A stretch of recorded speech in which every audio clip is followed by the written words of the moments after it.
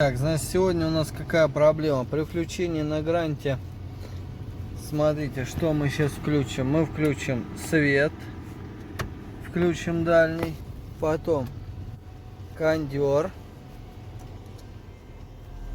на холодное, обогрев стекла.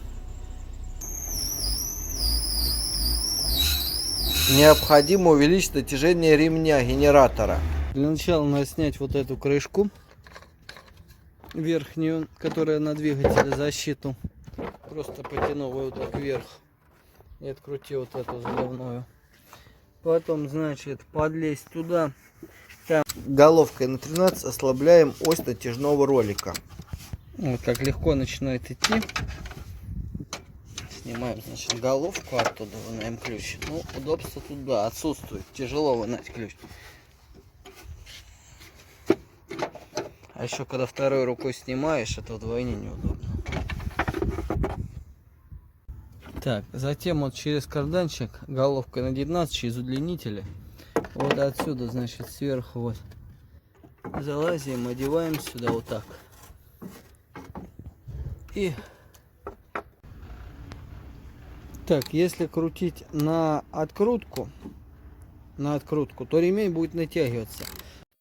Судя по винту и гайке, на откручивание должна гайка просто вот так расконтрагается.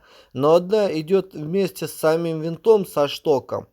Получается, на откручивание она сразу начинает натягивать ремень натяжителя. Таким образом, сделая где-то полоборота, мы подтянем ремень. При сборке, после того, как натянули ролик, надо затянуть ось натяжителя. Динамометрическим ключом я это делаю, потому что неудобно. И проконтролировать натяжку крайне тяжело.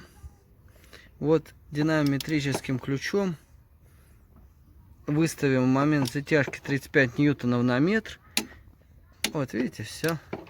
Мы затягиваем данный винт.